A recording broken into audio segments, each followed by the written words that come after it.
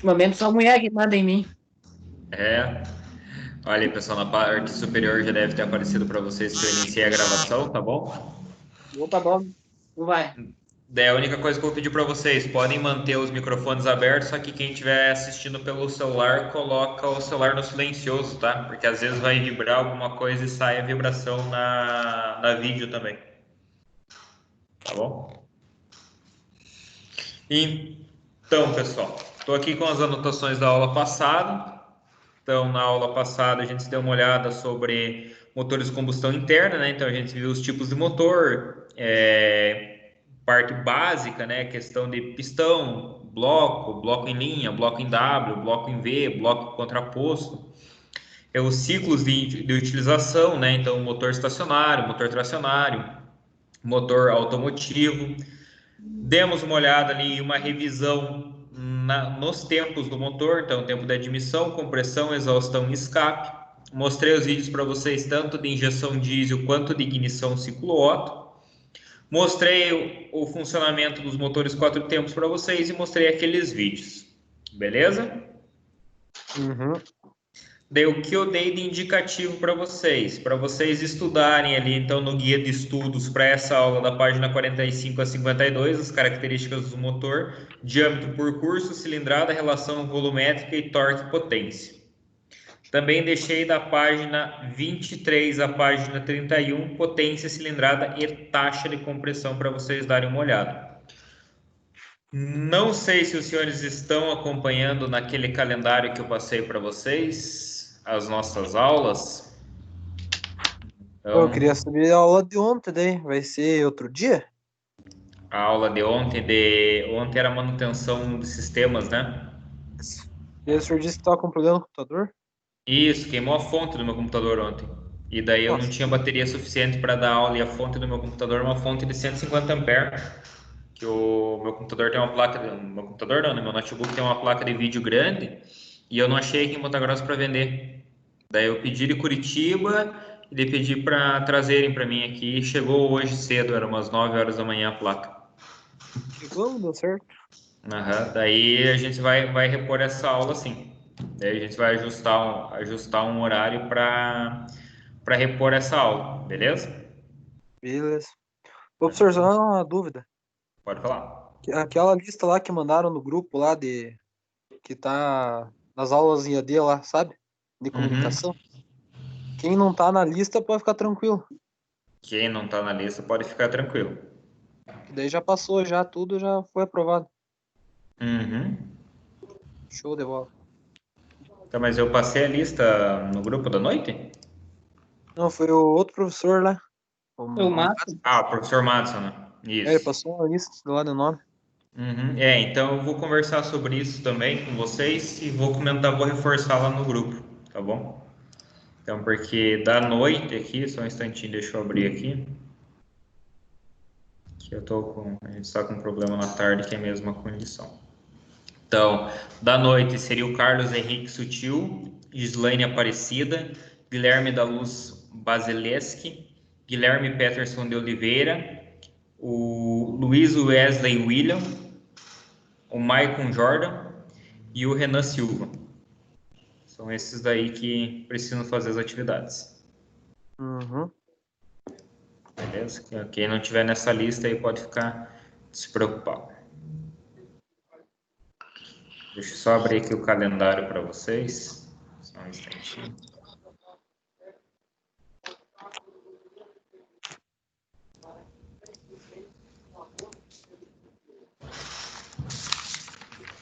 Já estamos indo para o meio da semana, né, pessoal? E quase acabando o mês de junho. Já passou, já. Meu Deus do céu. E a pandemia continua, né? Fale. Tá só pra estrovar, só. Então, noite, pessoal. Hoje é dia 16. A gente tem um material de...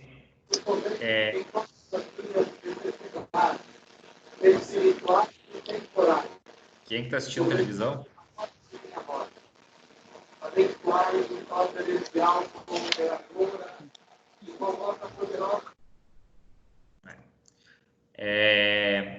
Então, o que a gente vai fazer? Hoje a gente tem aula de manutenção de motores e amanhã também, tá bom, pessoal?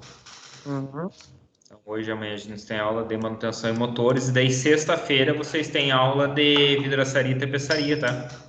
Em EAD. É a terceira aula de vocês já. Tem que fazer as atividades lá para não ficar em pendência, ok? Então vamos lá, pessoal. Eu vou dar continuidade à nossa aula da semana passada. O que a gente vai trabalhar hoje? Hoje eu vou ensinar a vocês como a gente vai caracterizar o motor em relação diâmetro e curso, a parte de cilindrada do motor. Então, o que é um motor 400, o que é um motor 1600, o que é um motor 1800, o que é aquele 1.0 que aparece atrás do carro, 1.3, 2.0. Então, o que significam essas indicações para nós como técnicos e para o cliente em si como venda. Como eu sempre falo para vocês, vocês não precisam necessariamente trabalhar na parte de manutenção, vocês podem trabalhar como vendedor, como pós-venda, como entrega técnica ou até mesmo na projeção de veículos, beleza? Então tudo isso aí influencia para nós. Alguma dúvida? Não. Beleza. Então eu vou indicar para vocês aqui um PDF, pessoal. Deixa eu abrir aqui. Aí.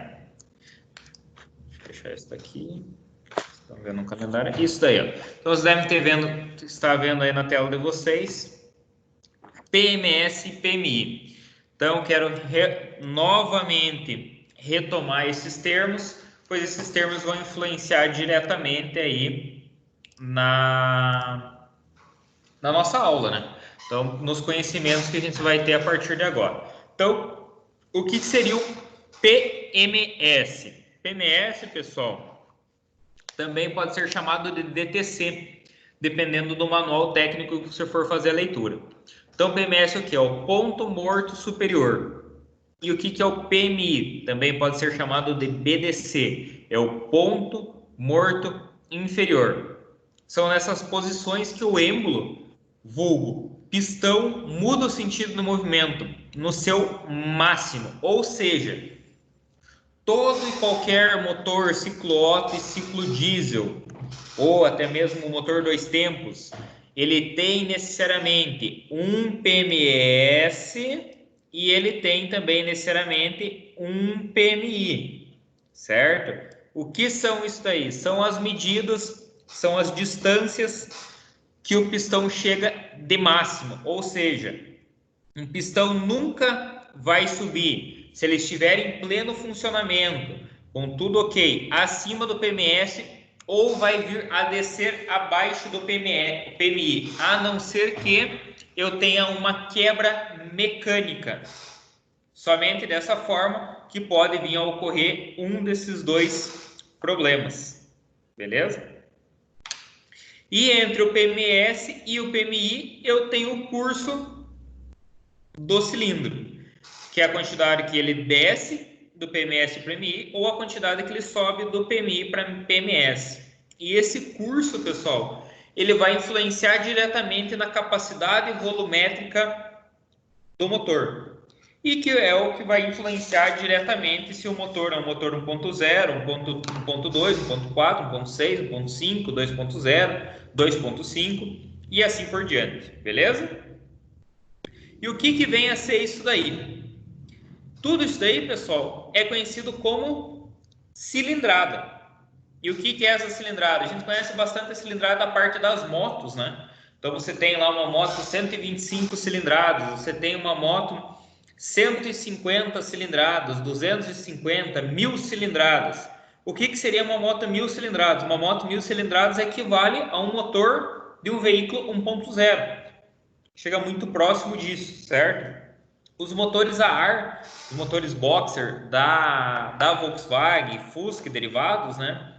Eles utilizavam muito a parte da cilindrada. Então, ele era 1.200, 1.100 cilindradas, 1.200 cilindradas, 1.300, 1.500, 1.600 e 1.700 cilindradas. Que foram aí os padrões que saíram de cilindradas nos motores boxer. Linha GM antigamente também usava, os Opalas vinham escrito ali no canto do paralama 4.1, né? ou 4.100, que era o quê? 4.100 cilindradas. Ou vinha escrito 3.500 cilindradas. Então, tudo isso daí é realmente o que seriam essas cilindradas. É uma, digamos assim, uma transformação do litro, que é o que a gente conhece hoje por 2.0. O que é esse 2.0? 2.0 litros. E a gente vai entender da onde que vem essa definição. Então, vamos lá. Cilindrada é o volume total deslocado pelo pistão entre o PMS e o PMI, multiplicado pelo número de cilindros do motor. Pode ser indicado em centímetros cúbicos ou em litros e é calculado a partir de uma fórmula. Então, por isso que é tão importante essa definição entre PMS e PMI, pois quanto maior for esse diferencial H, maior será a cilindrada do motor, certo? Então, quanto maior for esse diferencial H, maior será a cilindrada do motor. Isso também vale se você tiver, por exemplo, um motor com maior número de cilindros, pois na fórmula o número de cilindros também influencia. O que seria uma cilindrada? Então, a cilindrada ela é dada pelo cálculo C é igual a π vezes d ao quadrado sobre 4 vezes o curso. Que curso? Curso entre PMI e PMS. Tudo isso vezes o número de cilindros. Vamos lá. Π. Todo mundo sabe quanto vale π? 3,14. Isso. Π é uma constante, né? Então, π aproximado ele vale 3,14. O desão, pessoal, é o diâmetro do cilindro. Como que eu meço esse diâmetro do cilindro, pessoal? Na cabeça lá do pistão, numa extremidade até a outra. Isso eu meço o diâmetro do pistão, não do cilindro. Então do cilindro lá. Porque o cilindro, pessoal, ele sempre tem que ter uma folga, um diâmetro superior ao do pistão. O que a gente chama isso daí é folga de cilindro. Quando essa folga se acentua, então o cilindro ele fica muito maior que o pistão, é o momento que o motor perde potência e começa a queimar óleo. É aquele motor que o pessoal chama aí comumente de estar fumando, certo? Como que eu vou fazer essa medida? Eu vou utilizar a medida do pistão, certo? Então, meço lá o pistão. Vamos supor lá que no pistão, eu encontrei um pistão de 75 milímetros de diâmetro, certo? 75 milímetros de diâmetro é equivalente a praticamente 7,5 centímetros. Depois disso daí, eu fui lá, peguei essa medida, coloquei no meu micrômetro. Todo mundo conhece o micrômetro? Uhum. Então, fui lá, coloquei essa medida de 75 milímetros no micrômetro e peguei um outro equipamento que é conhecido como súbito. Todo mundo conhece? Sim ou não? Vimos lá com o professor Matheus. Isso. Então, o súbito, pessoal, é aquele equipamento que tem um relógio comparador na parte superior e na parte inferior ele tem uma haste, que é para você medir diâmetros internos. Então, você vai pegar, vai zerar esse súbito em cima dessa medida e você vai encontrar um valor superior a essa medida. Por exemplo, você vai encontrar lá, fora esse 75, você vai encontrar lá mais 0,40, por exemplo. Então, o teu pistão, né?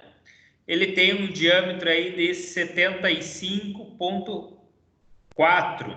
Então, você tem um diâmetro de 75,4 milímetros. Então, tem 75 milímetros e 4 décimos de diâmetro.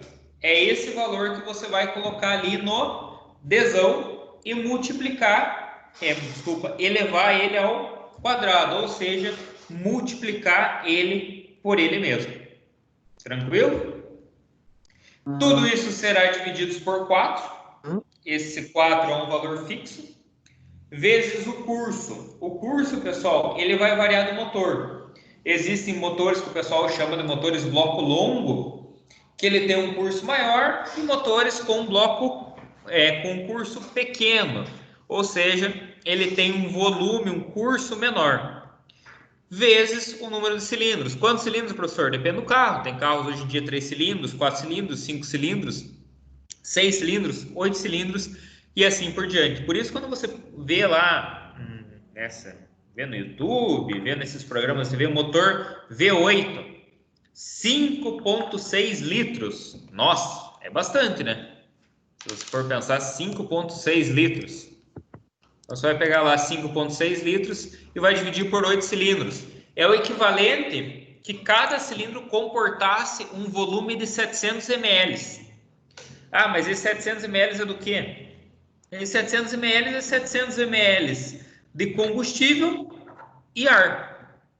Se você pegasse água e enchesse o cilindro com água, você teria 700 ml de água. E se você enchesse todos os cilindros e fosse medir, você tinha o equivalente aí a 5,6 litros. E a mesma coisa que vale, por exemplo, para um motor 2.0. Vamos pegar aqueles Santanas que saíram 2.0, lembram? Que é o Santana? Ele é 2.0. 2.0, se a gente for arredondar, é 2.0 litros, equivale a 2.000 cilindradas. Logo, pessoal, uma cilindrada é equivalente a 1 ml.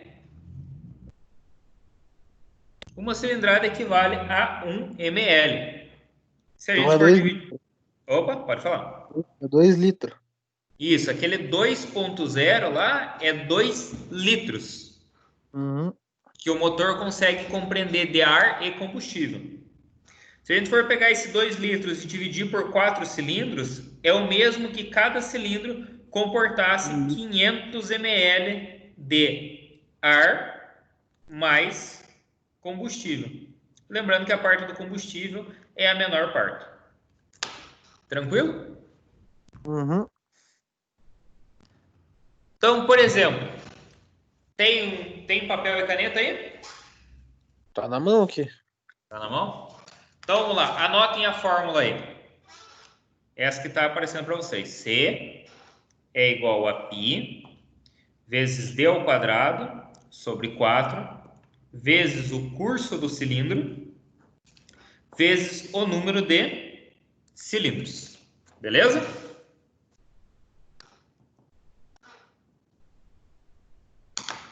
Confirme para mim a hora que vocês terminarem de anotar.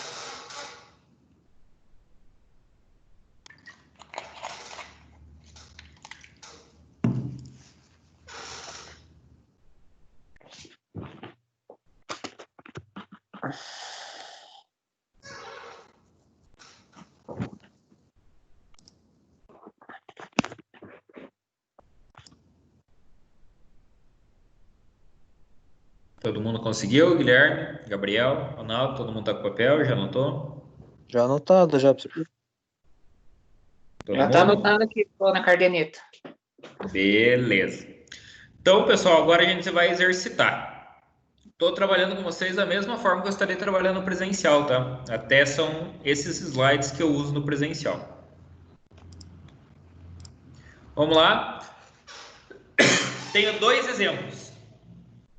Exemplo 1, número de cilindros 4, diâmetro do cilindro 86, curso do pistão 86. Eu quero saber a cilindrada de um cilindro só, cilindrada unitária, e quero saber a cilindrada total. Beleza?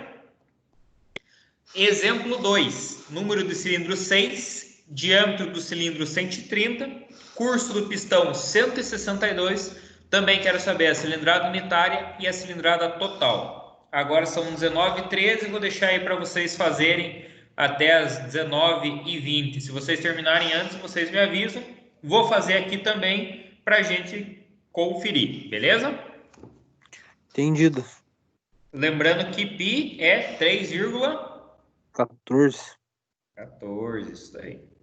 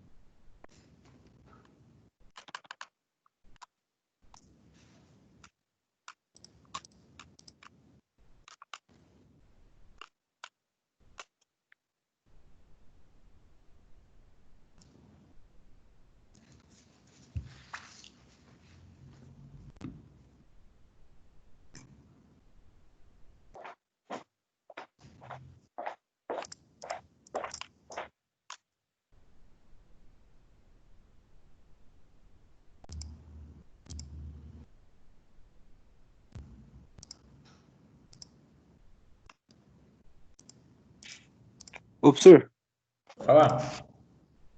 o resultado vai dar um baita de um número grande? Qual que é esse baita desse número grande? Ah, deu 2.322.344. 2 milhões?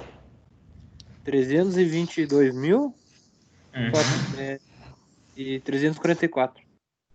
Por que que ele deu grande desse jeito? Porque você está trabalhando em milímetros. Entendi. Entendeu? Se você dividir Aí, isso daí por 100, vai dar em centímetros. Se você aí dividir por isso daí mil, por 1000, vai dar em metros. Entendeu?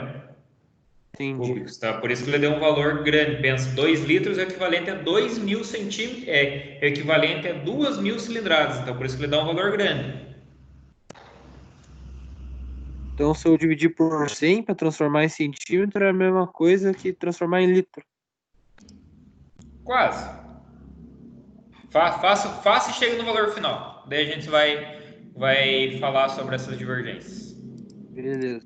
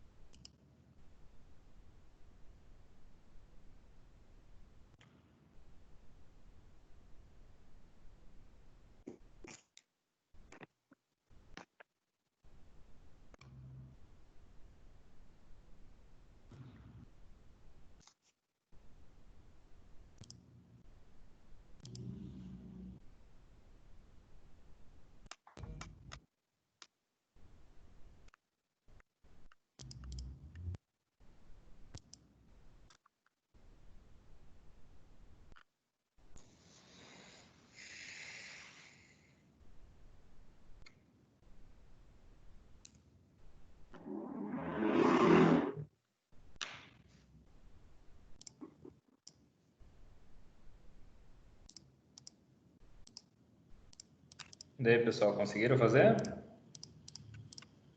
Tentando. O que tá difícil? Vou tentar compreender os números grandes.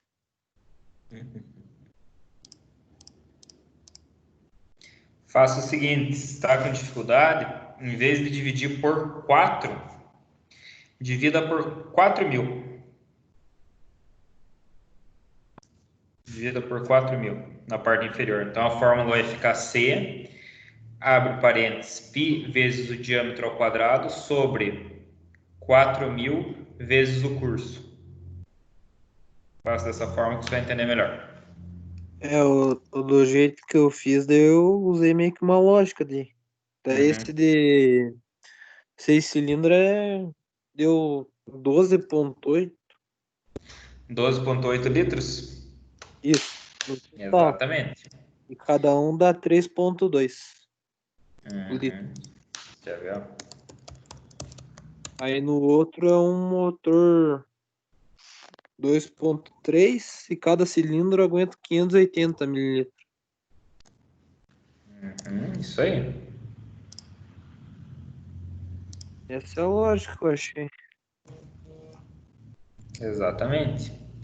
Esse daí, do primeiro, se eu não estou enganado, é do ômega, se eu não estou enganado, e o segundo é do 113.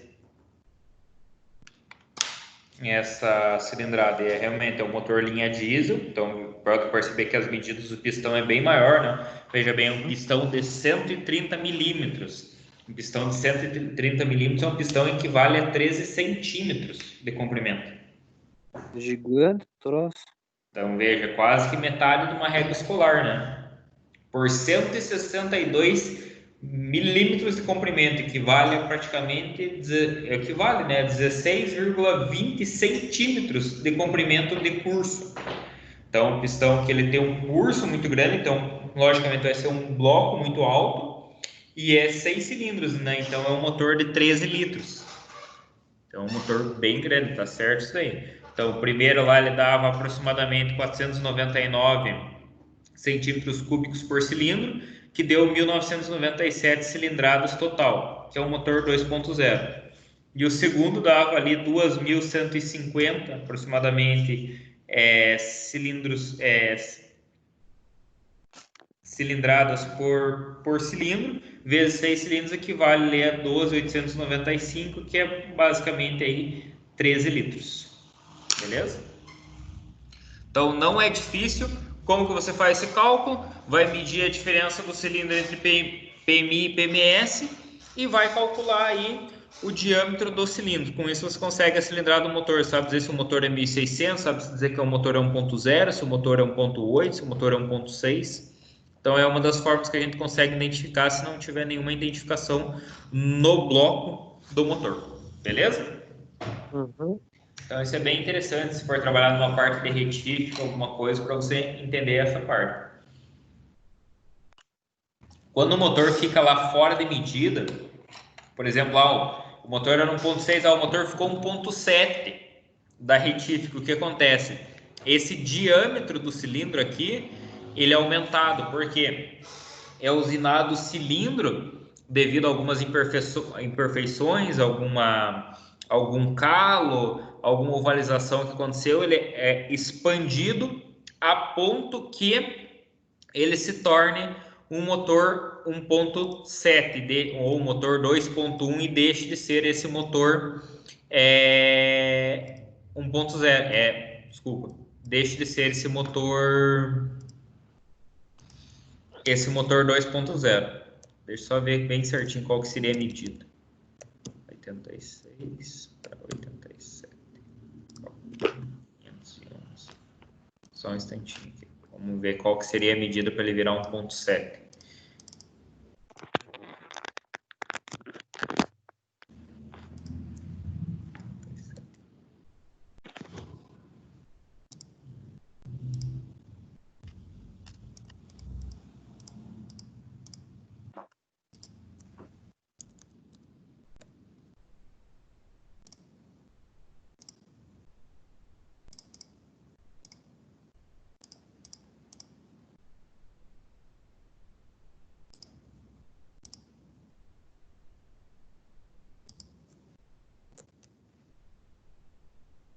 Olha, teria que ser em torno de 88,5 para ele virar um motor 2.1. 88,5 seria o suficiente. Até 88 você acha que seria suficiente? Eu coloquei 90, professor, deu 2,18. Ele deu quase um 2,200. Uhum. Ó. 88 centímetros, 88 milímetros de diâmetro por 86 de curso. Ele vai dar um 2,92, ele dá um 2,1. Então Uhum. perceba, ele precisa aumentar 2 milímetros de diâmetro o cilindro para ele crescer basicamente 100 cilindradas. Então quando o pessoal pega e altera lá o bloco não, a camisa da moto principalmente, para tirar a moto de 125, aumentar a cilindrada, eles fragilizam muito as paredes do cilindro devido a esse aumento. Professor, pô, mas é 2 milímetros, mas às vezes o material tem uma espessura de 4 milímetros. Então você comprometeu metade da espessura original do material, certo? Uhum. Então tem que tomar bastante cuidado. Quem que entrou agora? O Sidney. Muito bem. Podemos dar continuidade então? Tranquilo. Vou mostrar aqui por um outro sistema para vocês. Então aqui, ó, o diâmetro, ou ele pode também ser chamado de bore, que é essa medida aqui, ó, do cilindro. Estão conseguindo acompanhar? É essa medida aqui, ó. E o curso também pode ser chamado de stroke, que é esta medida que a gente já deu uma olhada. Em relação ao diâmetro e o curso, pessoal, ó, a relação de diâmetro e curso trata da ligação que existe entre o diâmetro do cilindro e a distância percorrida pelo pistão. Podemos citar como, por exemplo, que a relação será 0,89 se o diâmetro medir 85 para um curso de 95 e 1,09 quando o diâmetro de 83 para um de 76. Normalmente os projetistas adotam uma relação diâmetro-curso superior a 1. Se eles desejam criar um motor que possa rodar em regimes elevados, o motor sobrequadrado ou superquadrado, em relação ao diâmetro de curso inferior, que é o motor subquadrado. Se eles preferirem um torque mais elevado em um regime inferior. Então, para vocês entenderem, a gente tem lá, vamos pensar dessa forma. Você tem lá um cilindro, certo? Vamos vir aqui nesse desenho. Vocês têm aqui o cilindro, certo? Esse cilindro, ele tem aí 85 de diâmetro. 85 o quê? Milímetros. Por 95 de curso, certo? Então, ele é 0,89. Beleza, vamos deixar essa medida marcadinha. O segundo modelo, o que eu tenho? Eu tenho ele de 85 de diâmetro. Opa, desculpa. 83,5 de diâmetro para 76 de curso. O que acontece? Então, o meu parâmetro é 1,09. O meu parâmetro é sempre 1. Se ele for superior a 1, ele é um motor super quadrado. Certo? Super quadrado. Se ele for inferior a 1, ele é um motor subquadrado. E se ele for igual a 1, ele é um motor quadrado. Que é o que a gente viu ali naquele que era 86 por 86. Quais são as vantagens disso daí? Vamos lá.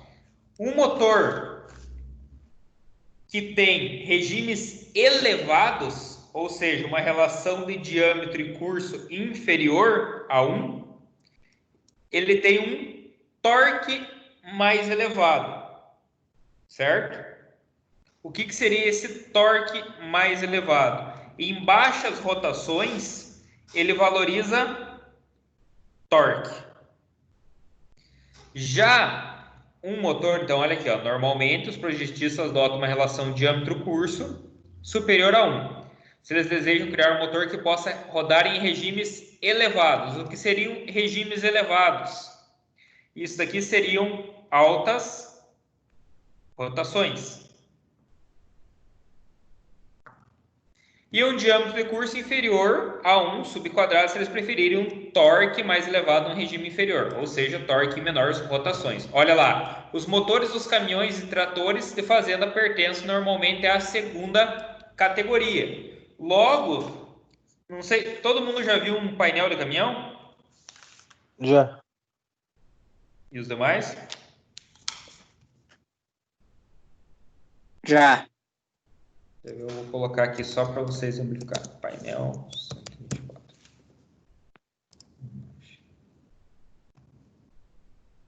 Deixa eu pegar um aqui que tem a faixa verde, que fica melhor de vocês entenderem.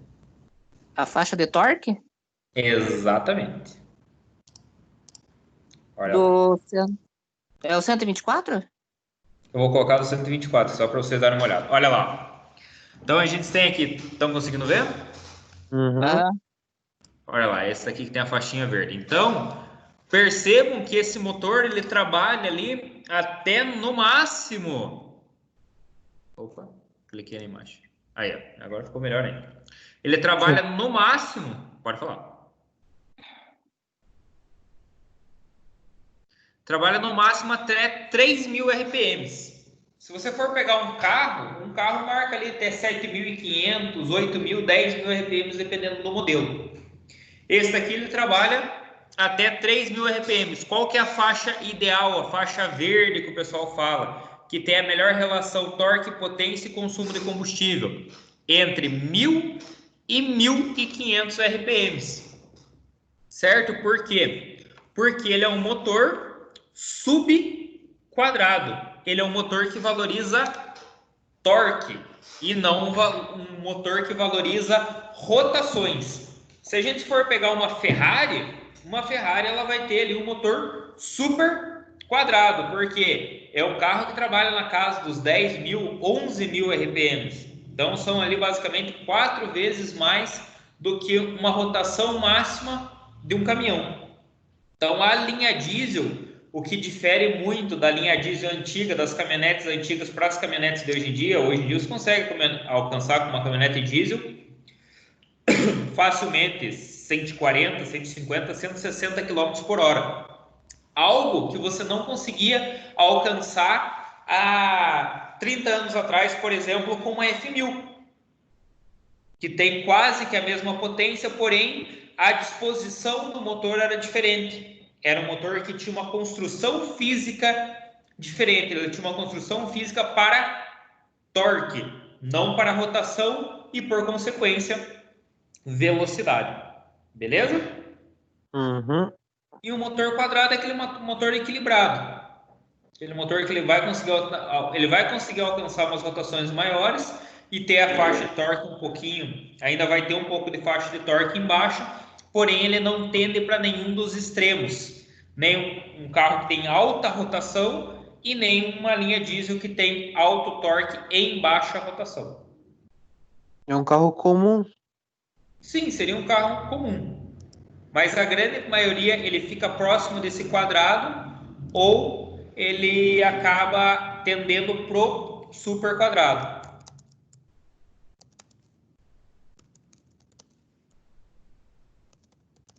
Só um instantinho, pessoal.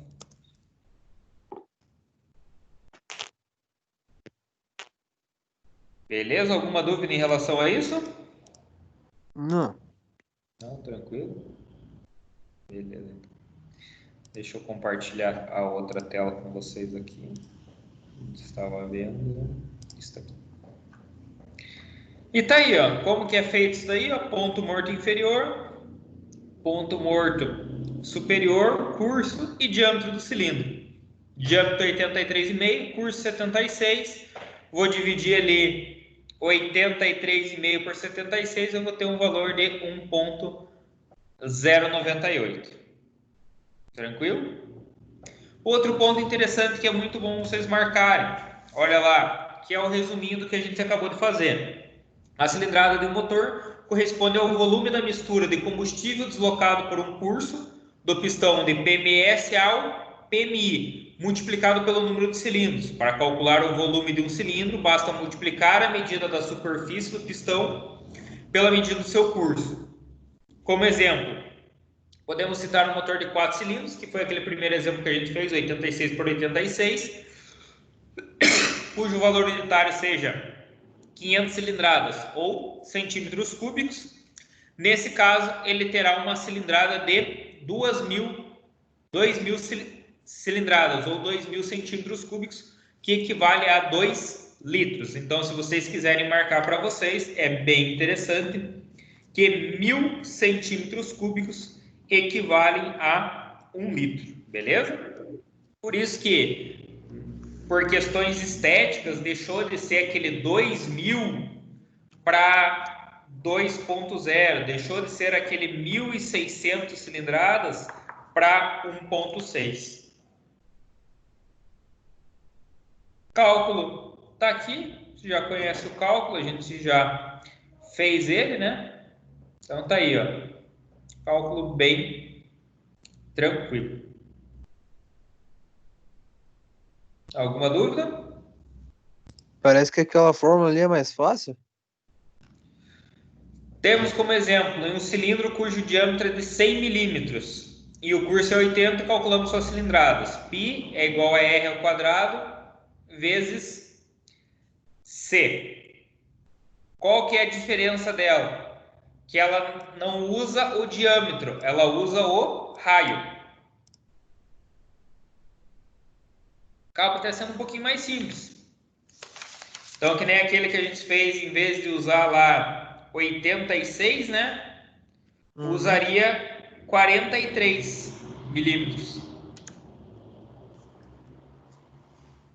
É a única diferença, que em vez de ele usar o diâmetro, ele utiliza o raio. Ele não precisa fazer a divisão. E daí aqui seria multiplicado pelo número de cilindros, né? Nós teria um motor de 2,5. Se quiserem marcar essa fórmula, podem marcar. C, cilindrada é igual a π, vezes o raio. É importante deixar uma observação que raio é o diâmetro divididos por 2, né? Vezes o curso. E depois de tudo isso daí, faz vezes o número de cilindros.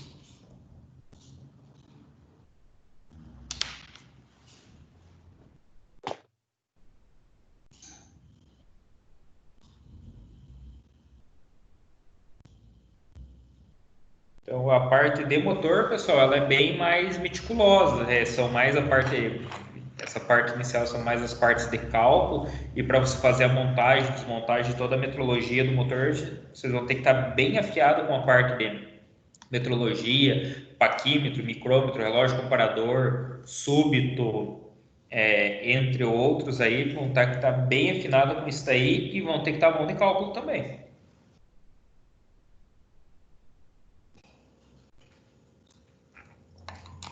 Beleza? Show. Show de bola. Tranquilo. Isso daqui não é para agora. Vamos continuar. Então, ó. Câmara de compressão ou câmara de combustão. Todo motor, pessoal, necessariamente ele tem uma câmara de combustão ou uma câmara de compressão.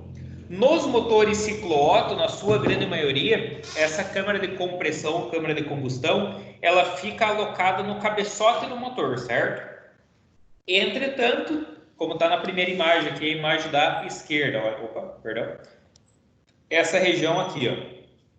Entretanto, nos motores ciclo diesel, os cabeçotes, na sua grande maioria, são cabeçotes retos, planos, né? Ou quase planos. Logo, a câmara de combustão ela fica presente no próprio pistão. Então, o pistão ele tem um alojamento interno, ele tem um espaço interno onde serve como câmara de combustão. É ali que ocorre a taxa, certo? Se vocês perceberem, aqui bem no centro, ó, vou aumentar um pouquinho até para vocês verem. Estão vendo aqui, ó? Bem no centro ele tem uma espécie de um cone no centro dessa câmara de combustão.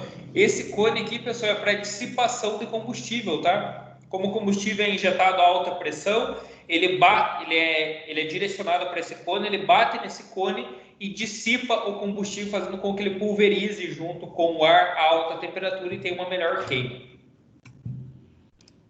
Mas, retornando aqui, né? O que seria essa câmara de combustão ou câmara de compressão? É o espaço livre que fica acima ou no topo do pistão, quando esse se encontra no PMS. Nela mistura ar combustível para motores ciclo-Otto, que entrou pela válvula de emissão, será comprimida e após a faísca ou a centelha emitida pela vela, explodirá para que a expansão dos gases movimente o pistão e dê sequência ao funcionamento do motor. No caso do ciclo diesel, é na câmara de compressão que o ar será comprimido para receber a injeção de combustível que permite a explosão da mistura. Esse espaço, pessoal, a altura do PMS, então, ou seja, a quantia que o pistão chega ao seu máximo e o tamanho da câmara de combustão é o que influencia diretamente na taxa de compressão, certo? Lembrando que a taxa de compressão para o ciclo diesel é muito superior à taxa de compressão para o ciclo Otto. O ciclo Otto sempre vai ter uma taxa de compressão inferior ao ciclo diesel. Digamos assim, pelo menos até hoje. Não sei se vocês já ouviram falar, tem bastante mecânico por aí que fala isso daí. Não é correto, mas acontece. O pessoal quer que o carro ande mais e rebaixa o cabeçote. Uhum. Diminui, né, a câmera. Isso. O que acontece? Quando ele rebaixa o cabeçote, ele diminui a altura do cabeçote, faceando o cabeçote. Então, ele tira como se fosse uma fatia do cabeçote. Ele tira essa fatia e essa fatia faz com que a câmara de combustão diminua. O pistão sobe a mesma quantia, porém a câmara de combustão é menor. Logo, essa mistura é comprimida no espaço menor e a taxa de compressão aumenta. Logo, a explosão aumenta também. Que é isso daqui, ó. Taxa de compressão. Ela é relação matemática que indica quantas vezes a mistura ar-combustível, ou simplesmente o ar, no caso do ciclo diesel, é aspirado, no caso de motores naturalmente aspirados, ou é comprimido para motores sobrealimentados, com supercharger, blower ou turbocompressor. E é comprimido dentro da câmara de combustão antes que se inicie o processo de queima. Por exemplo, olha aqui. Eu tenho aqui, entre PMS e PMI, eu vou dar um zoom para vocês, olha lá. Entre PMS e PMI, eu tenho 1, 2, 3, 4, 5, 6, 7 partes, 7,2 espaços. E todos esses 7,2 espaços será comprimido nesse espaço aqui, ó, no volume da câmara, que equivale a um espaço desse daqui. Logo, é a mesma coisa. Eu tenho aqui PMI e PMS.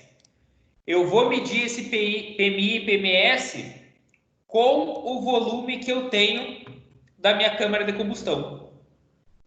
Logo, esse é um motor que tem uma taxa de 7,2 para 1. Ou seja, eu teria 7,2 espaços e eu vou comprimir tudo isso daí em um espaço só. Isso é a taxa de compressão.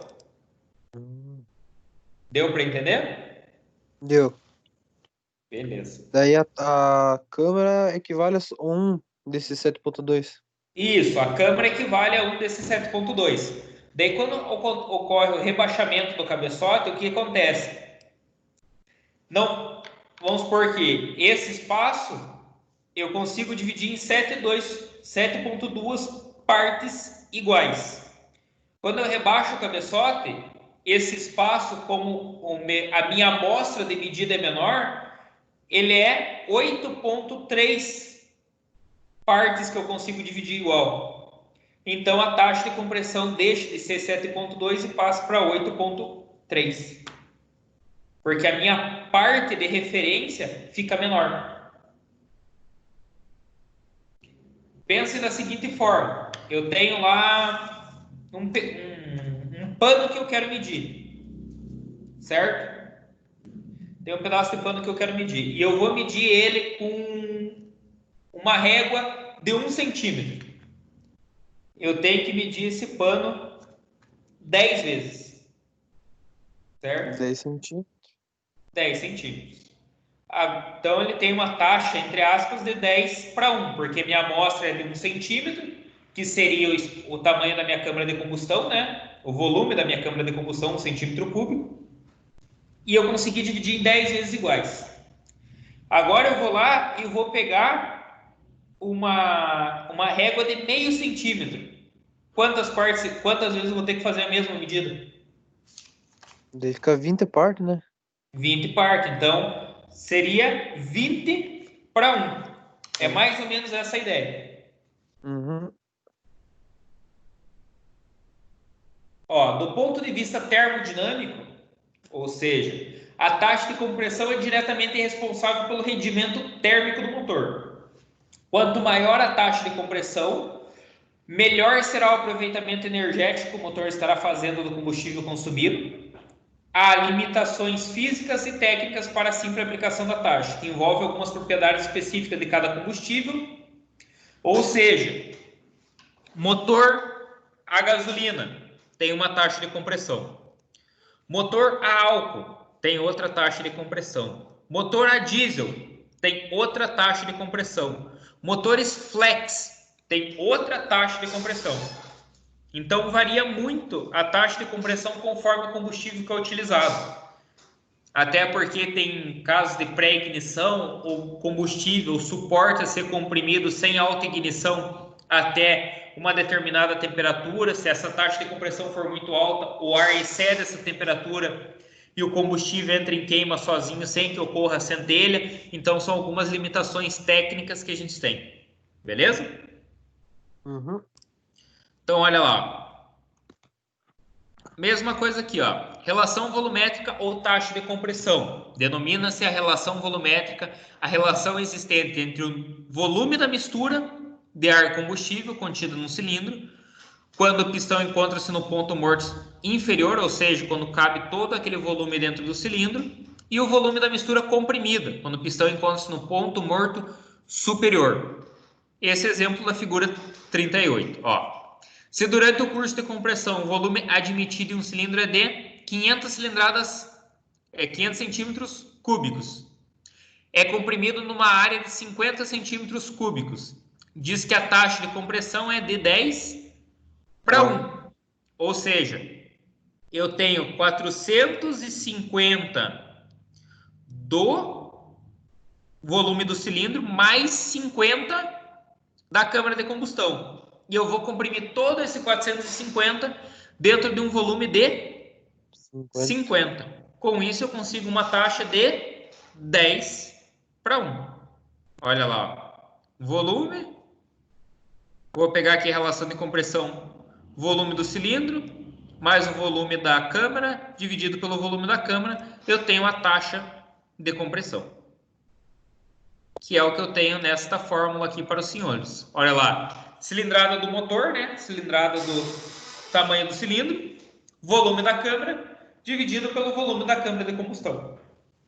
Quiserem anotar, é interessante que vocês tenham isso aí. Podem anotar tanto essa versão, quanto essa daqui, que vocês acharem mais fácil. Se quiserem até fazer um esboço desse exemplo, eu deixo aqui alguns minutinhos para vocês.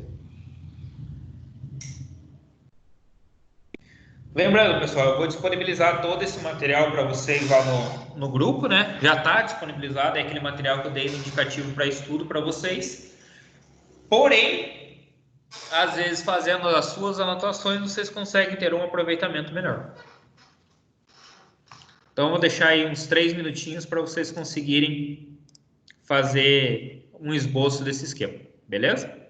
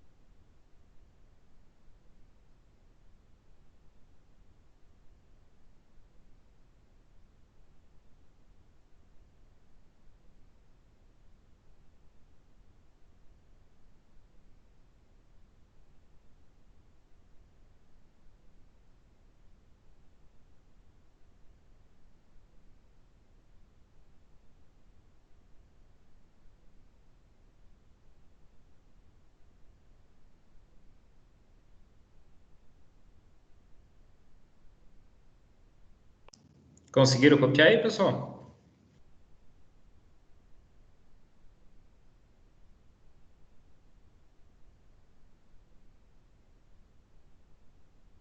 Terminei já, professor. Podemos dar continuidade, então? Uhum. Beleza. Então, olha lá. Exemplo para vocês. Diâmetro do cilindro, curso do pistão, número de cilindros, volume da câmara de combustão, cilindrada unitária, cilindrada total e taxa de compressão. Beleza? Façam aí o primeiro exemplo, então.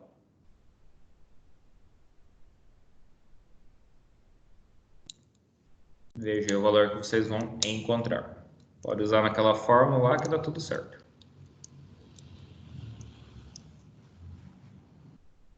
Vou precisar descobrir a cilindrada unitária, daí fazer aí pelo volume da câmara de combustão, né?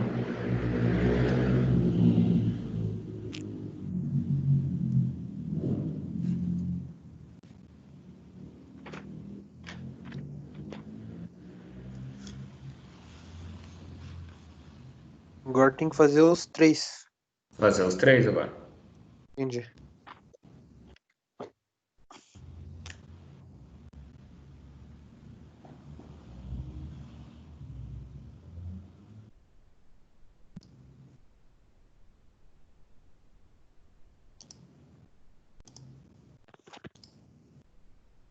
E se sentirem alguma dificuldade, é só falar. Viu mesmo.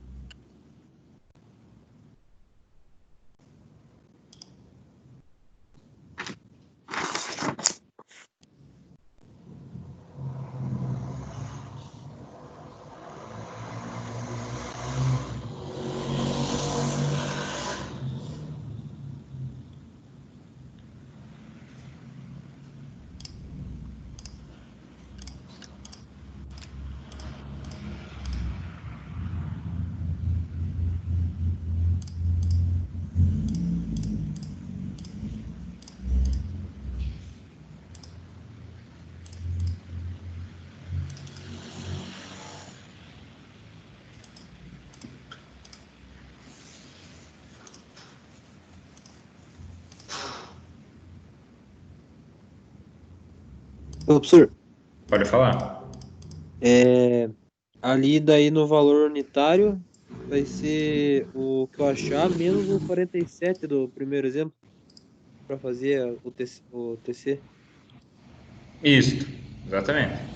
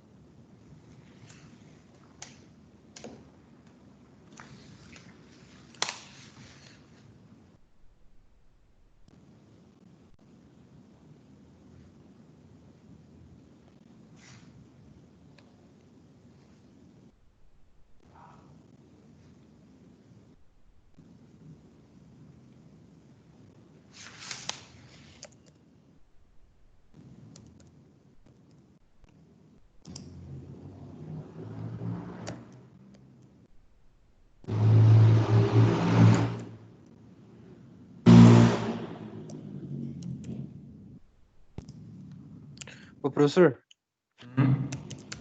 no exemplo 2 é capaz que o motor inteiro seja 79 litros? Exemplo 2. Isso. Deixa eu abrir o exemplo 2 só um instantinho. Diâmetro 92, pistão 75. Você quer saber o diâmetro ou a cilindrada total? É, se é possível dar 79 litros. Acho meio bastante. Espera só um pouquinho, deixa eu só fazer as contas aqui. Só um instantinho.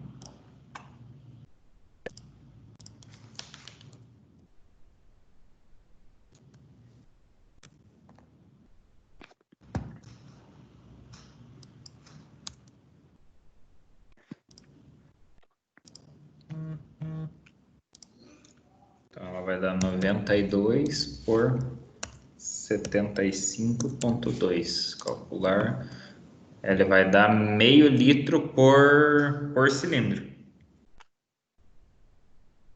Vezes 12, é um motor 6 litros. É 6,6, então foi ali que eu vi. É que daí no meu deu 6,6, daí eu multipliquei por 12 dos Uhum. cilindros. Aí deu Não, 79 lá em cima. não, ele é 6 litros. Ele vai dar 499,90 por cilindro, vai dar aproximadamente 6.000, né? Entendi. Então eu fiz a mais, então.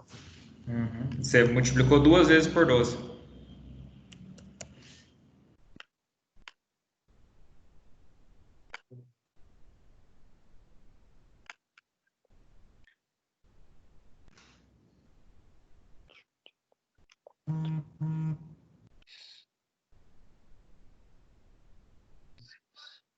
Doze.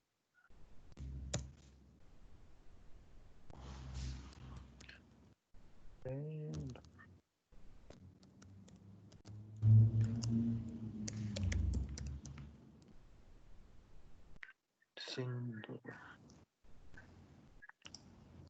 Tem que colocar vocês para trabalhar um pouco, né?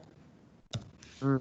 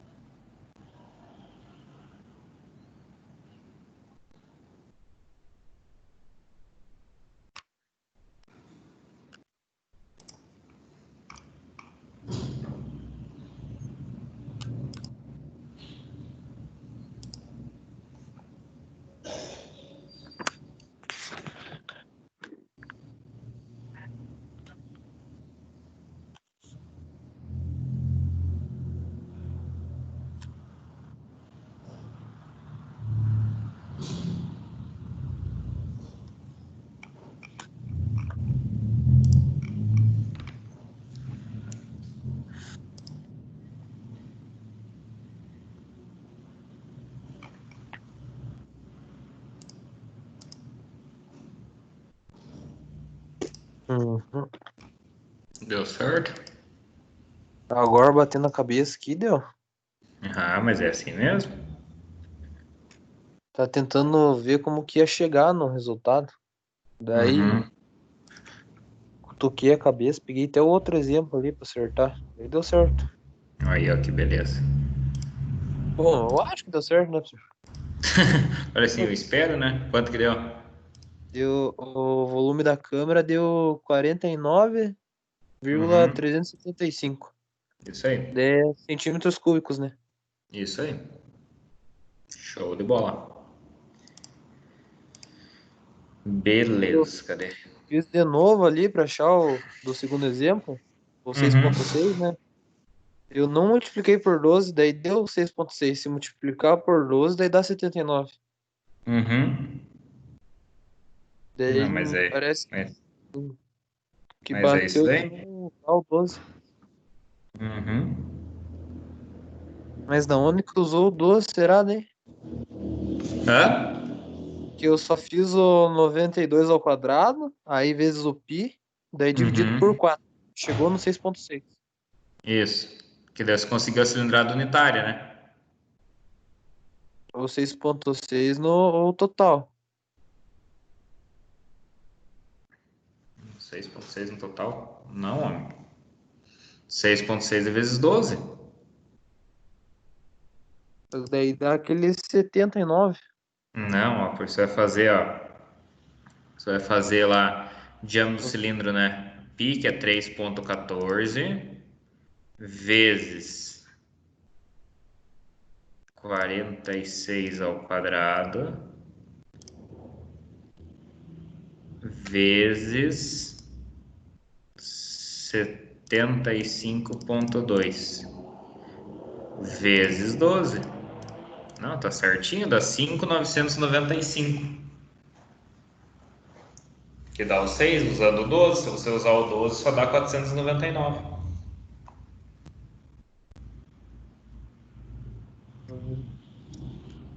Mas tá certo.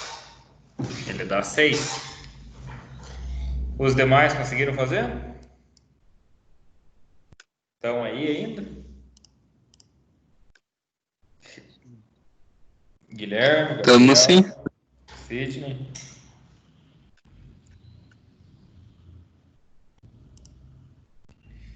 Beleza. Então, desse material aqui, pessoal, é isso que eu queria mostrar. Vamos vir para esse material aqui. Então, a gente já viu a parte da tensão, né? E agora, o que que a gente vai ver? Então, tem a relação aqui torque e potência, que eu também pedi para vocês darem uma estudada na aula anterior. Deixa eu pegar minhas anotações aqui. Só um instantinho. Então, guia de estudos até a página 52. Então, vamos lá. Vou mostrar um pouquinho desse material aqui que eu ainda não mostrei para vocês. Então, ele traz aqui, ó, até 1985, a potência era conhecida como cavalos vapor, né? Representada pelo símbolo CV, ou HP, que era horsepower, né? Que em inglês, pelo significado HP. Então, cavalo ou HP, pessoal, é bem semelhante. Cabe salientar que um cavalo não é equivalente a um HP, e que algumas bibliografias ainda impressam a potência em watt, que seria a forma mais física de se representar. Então, olha lá, se quiserem marcar, um HP equivale a 1.0138 cavalos vapor, que é 745,7 watts. E um cavalo equivale a 0,9863 HP, que é igual a 735,5 watts. Então tem diferença entre HP, horsepower, e cavalo a vapor, tá? Então é muito importante que vocês saibam isso daí. Anotem aí. Então, e o torque do motor representa a força que faz girar a árvore de manivelas. É representado por Newton metro, que é N vezes M, que é calculado conforme a forma a seguir. Torque é igual a força vezes distância. T, torque, F, força e D, distância. Tranquilo? Uhum. Para isso, pessoal, como que eu posso exemplificar isso daí para os senhores? Aqui, ó, torque. O esforço, o torque apresenta-se como esforço de torção, que resulta de duas forças iguais paralelas em sentidos opostos, que produzem ou tentam produzir um movimento de rotação. A mensuração do torque se calcula multiplicando o valor da força aplicada pela distância e o ponto aplicado à força pivô. Todo mundo conheceu o torquímetro? Sim. Sim? Então o torquímetro ele vai ter uma imagem bem semelhante a essa daqui, né? Onde eu tenho o parafuso, tenho a minha alavanca que é o próprio torquímetro e aqui eu tenho a força, certo? Uhum. Olha lá, então eu tenho aqui o meu ponto de torção, eu tenho uma distância de 40 centímetros, que vale a 0,4 metros, e estou aplicando uma força de 10 newtons. Isso daqui equivale a 4 newtons metros, certo? Pela fórmula, todo mundo conseguiu acompanhar aqui? Ou não? Falei muito rápido. A distância vai ser sempre em metro e a força em newton. Exatamente, porque a unidade medida é newton metro. Agora pensa comigo. Tem aquele parafuso bem apertado lá, um parafuso de roda, e você está sofrendo para soltar aquele parafuso. O que você faz para soltar ele mais fácil? Pega um cone lá de um ferro e coloca na chave para aumentar a distância. Pega um cano para estender a chave, isso? Isso. E por que fica mais fácil? Está lá na outra extremidade, daí faz menos força. Exatamente, porque a fórmula de torque é força por distância. Então vamos imaginar que em vez de eu ter aqui 0,4 metros, eu tivesse 0,8 metros e aplicasse a mesma força de 10 newtons. Eu teria um torque final de 8 newtons metro. Então é bem interessante que vocês saibam isso daí. Quanto maior for a distância, eu consigo aplicar a mesma força e conseguir ter um torque maior no final do parafuso, seja para afrouxar ou para desafrouxar o parafuso. Então é interessante para os senhores entenderem isso daí. Por isso, quando a gente pega um cano, fica muito mais fácil de você afrouxar o parafuso.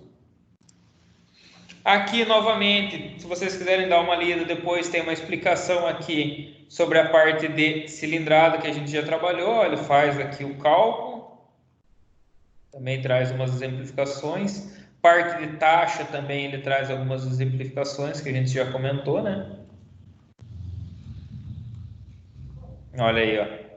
Volume total, 8 partes, cabe apenas num volume 2, dá uma taxa de 8 para 1. Aqui eu tenho uma câmara de combustão, para vocês darem uma olhada, ó. Então aqui todo aquele volume do cilindro, ele vai ficar dentro dessa câmara de combustão. E o formato influencia como a queima ocorre. Então se a queima é mais rápida ou se a queima é mais devagar, ela vai estar tudo indicado nesse sistema, certo? Então, se for ver ali, ó, segundo Charlotte, 1981, é muito importante considerar a forma e o volume da câmara de combustão. A forma deve permitir uma inflamação rápida, mas progressiva dos gases. Para isso, é necessário que ela se aproxime da esfera que oferece o mínimo de dispensão de calor. Para considerar que o motor tem um rendimento esperado, não é suficiente considerar a taxa de compressão. Há outros componentes que envolvem o motor essencialmente para sua eficiência, como posição das válvulas, desenho dos dutos de admissão e de combustível utilizado. Então, é o fluxo do cabeçote. Isso influencia bastante também. Olha aí. É dessa forma que a gente mede aí o volume da câmara de combustão, pessoal. Então, eu tenho aqui, eu uso um acrílico, deixo as válvulas totalmente vedadas, né? Para que não vaze combustível. E daí, através disso daqui, eu consigo medir o volume da câmara de combustão. Como que eu medir esse volume, professor? Eu posso pegar uma bureta, por exemplo, colocar no fresto, encher essa bureta e ir esvaziando ela. A quantia de líquido que descer, é a quantia que cabe na câmara de combustão. Lembrando que para isso as válvulas, tanto da admissão quanto de escape, devem estar fechadas e a vela de ignição também deve estar alocada no lugar próprio dela, para você conseguir fazer essa medida. Se tudo ocorrer como previsto, a gente vai fazer essa medida aí, só que a gente vai fazer com uma seringa, também pode ser feito com uma seringa, né? Lá no Senai, nas aulas práticas. Beleza? Que venha logo as aulas. Que venha, né? Também estou ansioso aí para passar as aulas para vocês, pessoal. Só que, como a gente sabe, né, é uma força maior que está mantendo a gente em isolamento. Garanto para vocês, vocês não estão sendo prejudicados de forma alguma, né? Porém, seria um pouquinho mais visual se a gente visse isso daí na prática, né?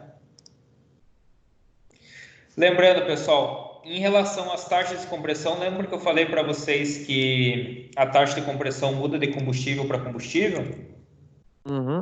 Então, por exemplo, se a gente for pegar aí um motor a gasolina, a taxa de compressão ideal para gasolina seria algo em torno aí de 10,5, certo? 10,5 para 1. Enquanto a taxa de compressão para o álcool seria algo em torno de 11,5 a 12,5. Então percebam aí que eu tenho 1 a 2 a mais para 1 de taxa de compressão para o álcool. Por isso que o motor flex ele já tende um pouquinho mais para a taxa de compressão do álcool, porque se ela tendesse muito para o lado da gasolina, acabaria acontecendo que eu não teria uma queima ideal no álcool. Então a gente brinca, né? Claro que não é certo, mas a gente brinca que os motores flex é aquele motor pato. Todo mundo conhece pato? Pato anda, pato voa e pato nada, certo? Uhum. Só que ele não faz as três coisas bem. Ele faz de meio de qualquer jeito. É a mesma coisa do flex. Ele roda no álcool, ele roda na gasolina. Só que ele não roda tão bem no álcool quanto rodaria um motor só álcool e não roda tão bem na gasolina quanto ele rodaria só no motor a gasolina. Outro ponto interessante, pessoal, seriam os motores turbo. Os motores turbo, tanto faz a gasolina quanto a álcool, a taxa de compressão geralmente é menor do que a taxa de compressão do motor aspirado. Por exemplo, existem motores 2.0 turbo a gasolina que a taxa de compressão é de 8 para 1. Enquanto um motor semelhante a esse, gasolina aspirado, teria uma taxa de compressão de 10,5 para 1. Então, a forma da alimentação de ar, sendo por aspiração natural, que a gente chama de pressão negativa, ou por pressão positiva, que seria no caso dos turbos compressores, supercharger, a taxa de compressão muda também. Então, tem que tomar cuidado nessas condições também, beleza?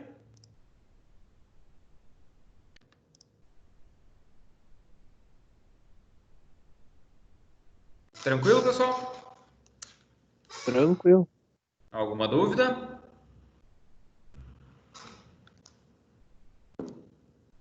Em relação à parte da taxa de compressão? Então, o que a gente deu uma olhada hoje? A gente viu em relação diâmetro e curso, a gente viu que existem os motores super quadrados, os motores quadrados e os motores subquadrados.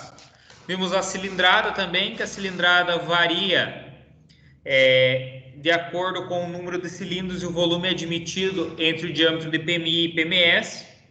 Vimos a relação volumétrica, ou seja, a taxa de compressão, e a relação ali de torque, que quanto maior for a distância para o ponto de torção, maior vai ser o torque do motor.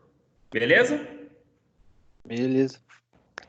Se a gente for pensar dessa forma, pessoal, quanto mais longo for a biela e o virabrequim do motor, de maior torque será o motor e de menor rotação. Então, quando eu valorizo o torque, eu derrubo a rotação. Quando eu valorizo a rotação, eu derrubo o torque. Tranquilo? Tranquilo. Então, pessoal, isso daí eu revisei todo o material que a gente estudou na aula, que eu deixei para vocês estudarem na aula anterior. Então, a gente fez os cálculos de cilindrada, fez os cálculos de diâmetro, fez os cálculos de taxa de compressão, e entendemos as propriedades de cada um desses componentes. Beleza? Uhum. Vou deixar agora esse tempo restante da aula, agora são 8h30, vou deixar esse tempo restante para vocês realizarem novamente esses cálculos, fixarem as fórmulas, fazerem um resumo dessa parte que a gente viu hoje, dessa parte da apostila, fazerem um resumo para vocês e vou ficar disponível para retirar as dúvidas e refazer os cálculos com vocês, caso os senhores achem necessários. Beleza? Beleza. Não vou deixar nenhum conteúdo prévio para estudo para amanhã, porque daí a aula já é amanhã. Amanhã eu faço um apanhado geral e deixo um conteúdo para estudo para a próxima semana, beleza? Beleza. Alguma dúvida em relação a isso? Não, ô, professor, Pode lá falar. no baixamento do cabeçote que o senhor falou, Sim. vai estragar a estrutura do bloco do cabeçote? Você não mexe no bloco, né? Tem pessoal que tem empenamento da face do bloco. Existem alguns manuais que permitem que você faça esse faceamento do bloco. Outros, se tiver empenada a face do bloco, você tem que descartar o mesmo. No caso do cabeçote, tem cabeçotes que admitem retífica, que é esse faceamento, né? E tem cabeçotes que não admitem. Por exemplo, se você pegar o motor lá os motores K4M, que é aqueles motores 1.6, 16 dos Clio 1.6, acho que é dos Clio Sedan, né? Que tinha ali 2006, 2007, 2008. Esses são cabeçotes que, se eu não estou enganado, ele tem uma altura de 156 milímetros e não é admitido retífica. Entretanto, existem outros cabeçotes que você tem uma margem de retífica ali de meio milímetro, 1 milímetro até, você tem de margem de retífica que é aceitado pela própria montadora. E existem outros materiais, outros manuais que deixam em aberto, então a gente não sabe se aceita ou não aceita. Alguns fazem, outros não. Então a gente sempre tem que trabalhar nessa parte aí do faceamento do cabeçote, da retífica da face do cabeçote, em cima do manual que traz o fabricante.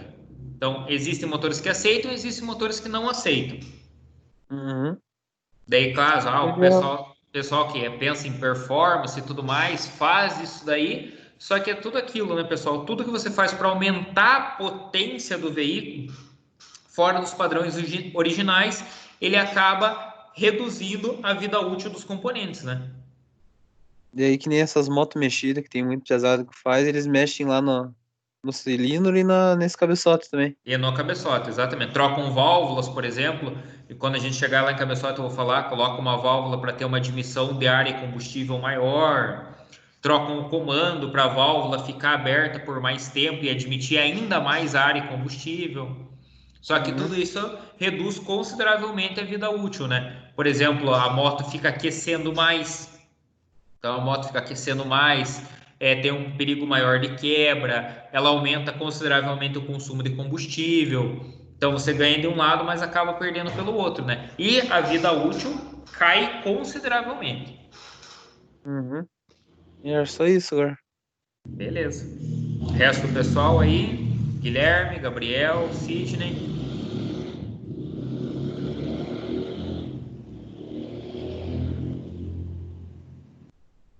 Tranquilo? Tranquilo. Beleza, pessoal. Então, se vocês não tiverem mais dúvidas, eu vou finalizar o vídeo aqui e daí vou mandar alguns exemplos para vocês realizarem lá de cálculos no WhatsApp para vocês, tá bom? Para vocês praticarem esses cálculos. Beleza. Beleza, então?